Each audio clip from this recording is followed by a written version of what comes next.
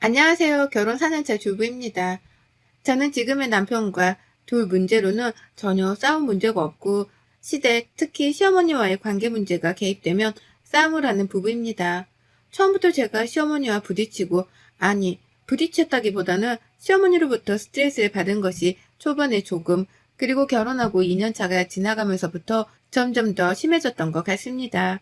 저는 초혼이지만 남편은 재혼으로 한 번의 아픔이 있는 상태로 저와 두 번째 만남으로 결혼을 한 케이스입니다.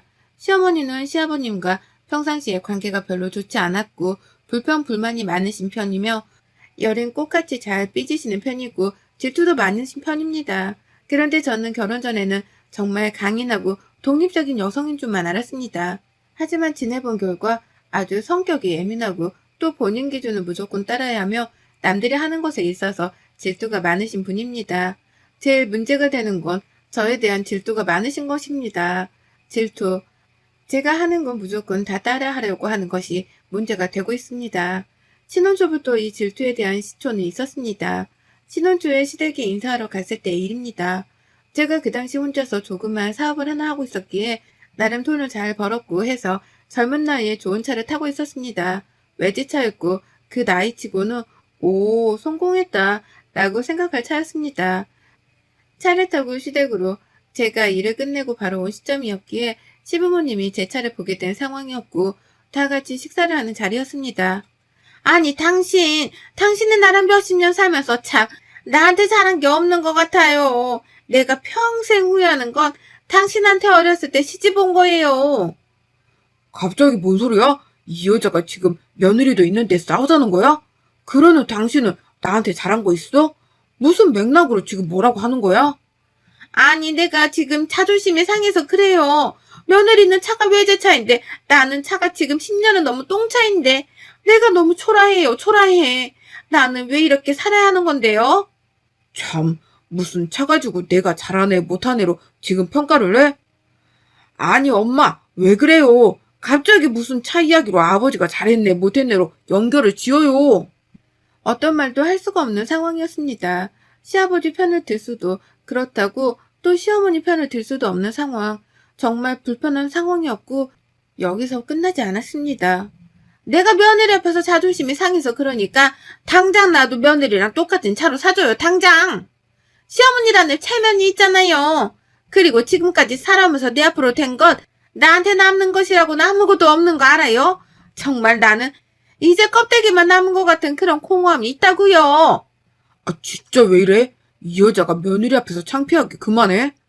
시어머니는 식사하는 자리에서 제 차에 대한 부러움과 본인의 불만과 억울함을 계속해서 표현하면서 시아버지에 대한 서운함과 불만을 토로하고 가족끼리 함께 오붓하게 식사해야 하는 자리를 망치셨습니다. 그렇게 식사는 중단되었고 저도 불편한 마음을 가지고 집으로 돌아오게 되었습니다. 남편 또한 저에게 미안함을 표현했고 시어머니가 저의 차가 많이 부러우셨구나라고 생각했고 시아버지와의 사이가 정말 좋지 않구나, 서운함이 많구나 라고만 생각하고 지나쳤습니다.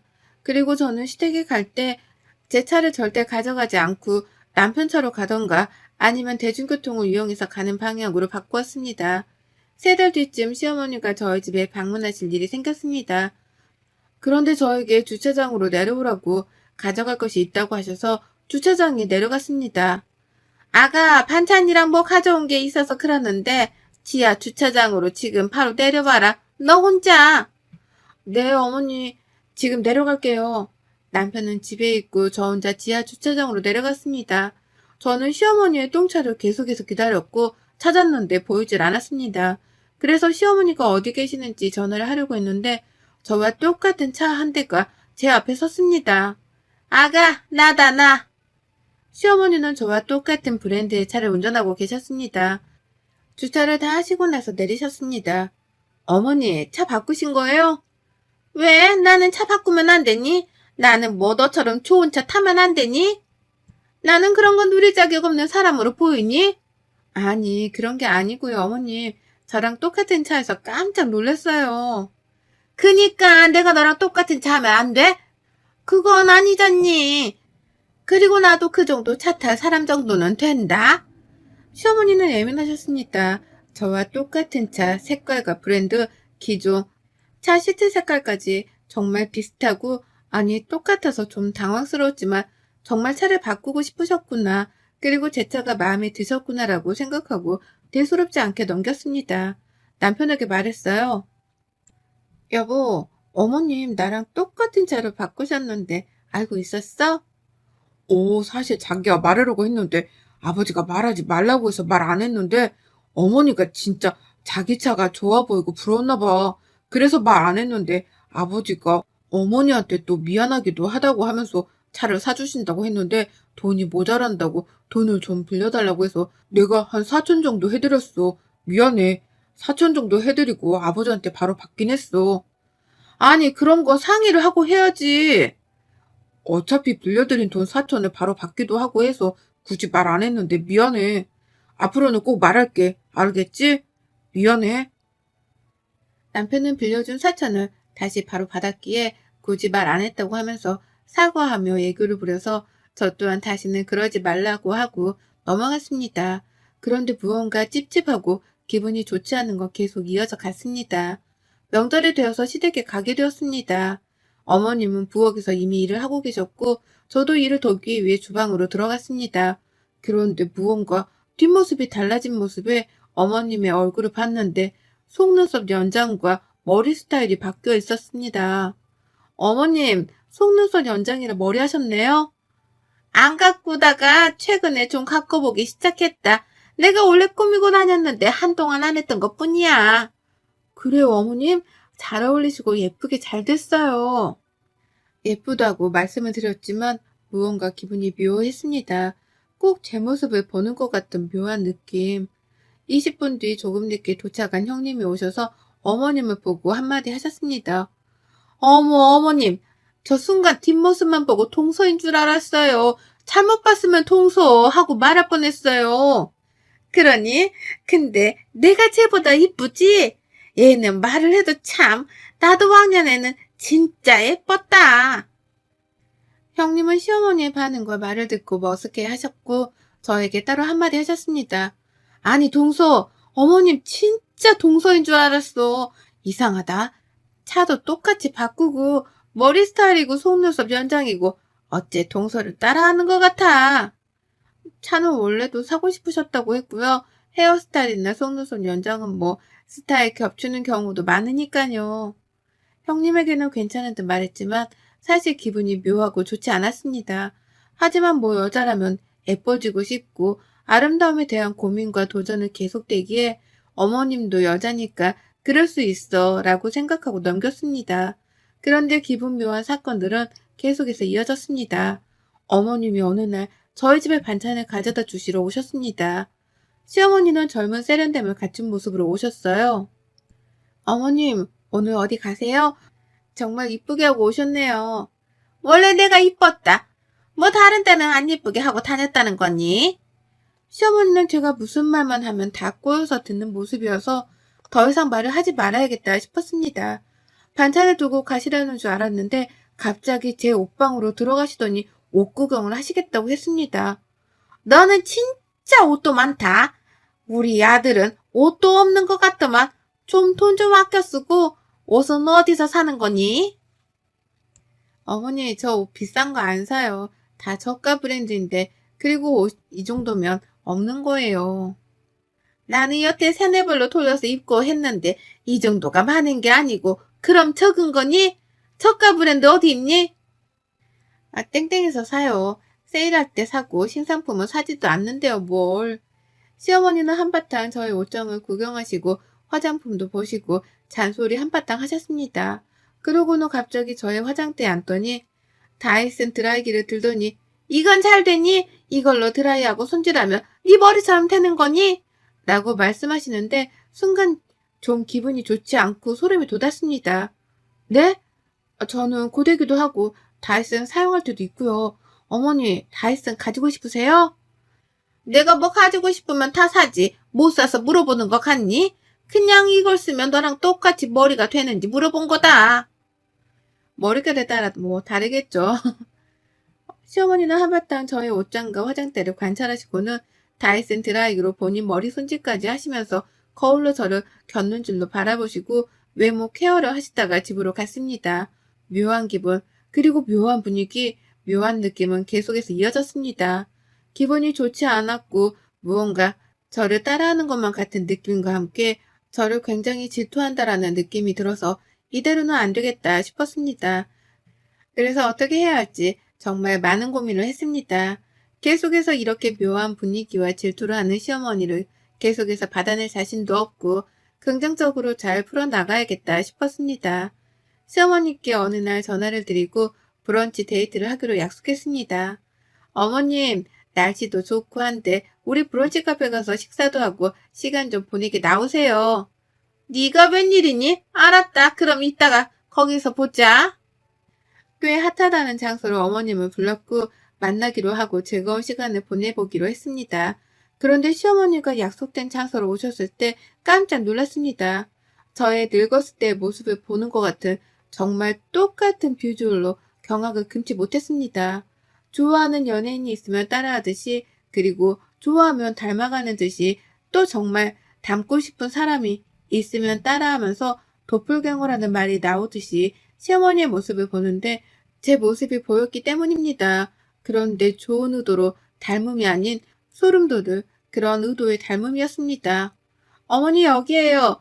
옷이랑 신발이랑 못 보던 건데 정말 신세대스럽네요. 저번에 너네 집 가서 네 옷장에서 본 옷들로 좀 골라봤는데 어떠니? 예쁘니? 네? 저랑 똑같은 옷을 일부러 사신 거예요? 왜요? 일부러 사다니. 원래 내 취향이다. 그동안 내가 입고 살았던 거지. 네가 나를 만나서 지금 내 취향을 무의식 중에 따라하게 된 거지. 지금 누가 누구를 따라했다고 보는 거니? 시어머니는 본인 취향이었던 것이고 본인이 양육하고 가정에 헌신하는 동안 입고 있었던 취향이라면서 시어머니가 저를 따라한 것이 아닌 제가 시어머니의 취향을 따라하고 있었다라고 말씀하셨습니다. 순간 시어머니가 안쓰러웠습니다. 처음에는 시어머니가 왜 저러는 건지 소름도 돋고 밉고 병적으로 보였습니다. 물론 지금도 안쓰럽다 보는 것이 마음의 상처와 마음의 병적인 시선으로 바라봐지고 있습니다. 같은 여자로서 아름다움에 대한 추구와 함께 관심을 꾸준히 가지고 표현하고 싶었는데 억눌린 채 살아간 것에 대한 억울함과 갈망이 온전히 느껴졌습니다. 어머니 지금도 충분히 아름다우세요. 이 자체로도 예뻐요. 지금 나 놀리는 거니? 무슨 소리를 하는 거니? 시어머니는 처음 칭찬과 아름답다라는 말을 듣는 사람처럼 부끄러워하시면서 눈맞춤을 피하셨습니다. 저와 똑같은 코스프레를 한 것 같은 모습을 한 시어머니와 함께 데이트를 행복하게 보내고 집으로 돌아오는 길에 알 수 없는 복합적인 감정으로 눈물이 흘렀습니다. 시어머니의 지금까지 행동이 이해가 갔습니다. 왜 내가 하는 것들, 그리고 내가 가진 것들에 질투를 느끼고 표현을 그렇게 했는지. 시어머니는 20대 초반에 시아버지와 혼전 임신으로 결혼하셨고 시댁살이와 함께 가지고 싶은 것, 그리고 20대 초 가장 예쁠 나이에 요가에 찌들어서 예쁜 꽃인 상태로 집안에만 계셨습니다. 그때 누리지 못한 것들에 대한 그리움과 억울함이 저에게 투영되었던 것 같습니다. 물론 그 감정들을 저에게 투영해서 푼다는 것, 건강하지 못한다는 것을 압니다.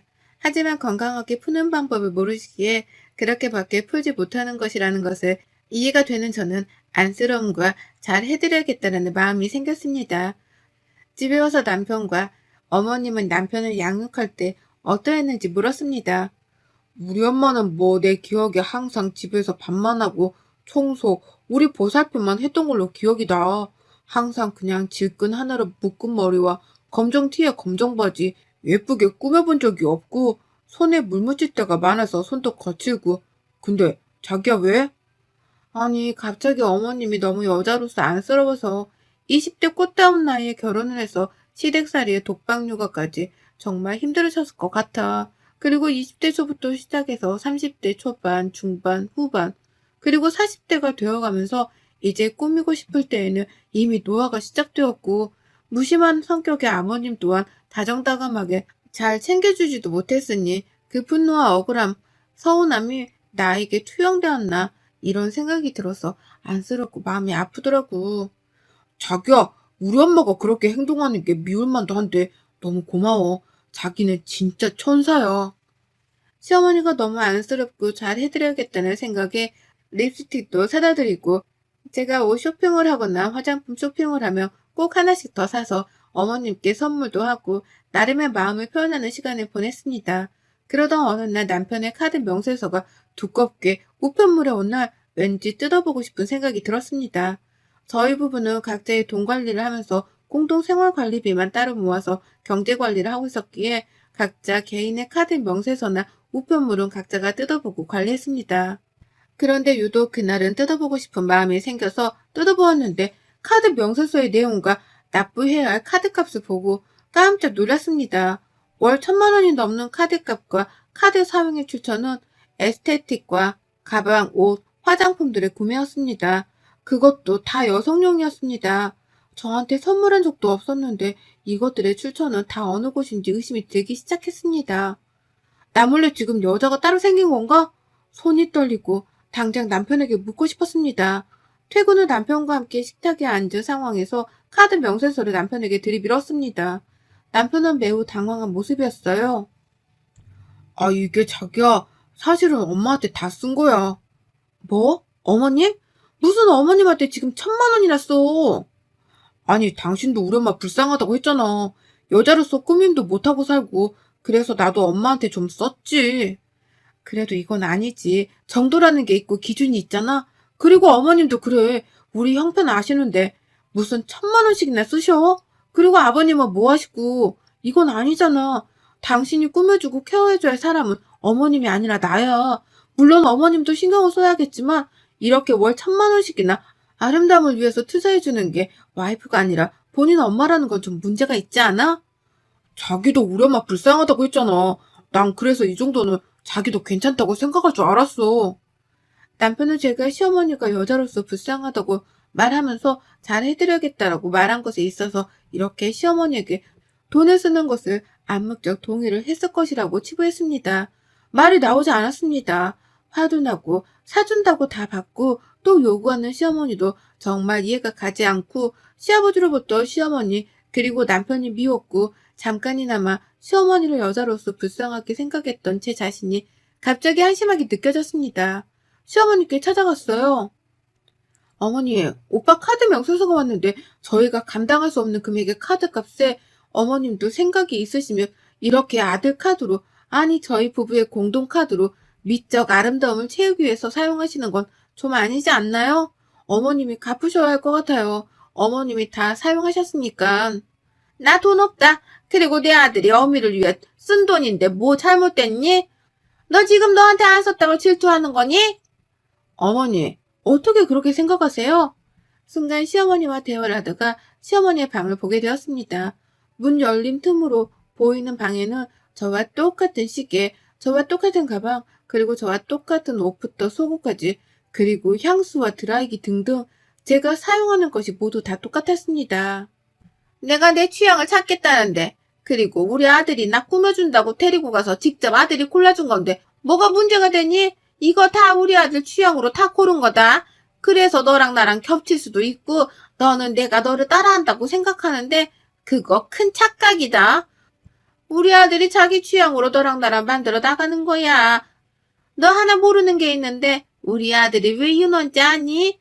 아들 취향으로 만들다가 안 돼서 그리고 걔가 나랑 자꾸 똑같아지는 게 싫다면서 이혼한 거다. 너도 그전애랑 다를 게 없네. 그러고 보니 남편은 제가 두 번째 결혼인데 첫 번째 결혼의 실패에 대해서 이야기하진 않았지만 언뜻 저에게 예전 와이프와 닮았다는 둥, 저에게 선물할 때도 누군가에게 꼭 선물해 본 것처럼 금방금방 선물을 고르고 그 선물에 대한 포인트에 대해서 잘 알고 알려주었습니다. 정말 시어머니 말대로 저도 남편의 취향대로 맞추어주고 있었던 것인지 시어머니와 저를 똑같이 본인의 취향대로 만들어 놓고 만족감을 느끼는 사람이었는지 제가 알고 지내온 남자가 맞는지 혼란스럽습니다. 그래, 맞아. 내가 원하는 취향으로 꾸며주고 가꿔주는 게 뭐 잘못됐어? 여자라면 이렇게 꾸며줘야지. 여자라면 이래야지. 라는 틀로 내가 내 손으로 만들어간 건데 뭐 불만이야? 그럼 너도 나랑 헤어지면 되겠네. 그동안 저는 남편의 인형놀이에 본인 입맛대로 꾸며주는 인형이 된 기분에 황당함과 분노가 치밀어 올랐고 또 한편으로는 이런 평적인 사람과의 관계를 정리할 수 있는 기회가 온 것에 감사했습니다. 누군가의 만족을 채우기 위한 삶이 아닌 온전히 저 스스로의 만족감을 느끼며 살아갈 수 있는 기회가 된 이혼이 저에겐 정말 감사한 결정이 되었습니다. 여러분의 생각은 댓글로 남겨주세요. 오늘도 시청해 주셔서 정말 감사합니다.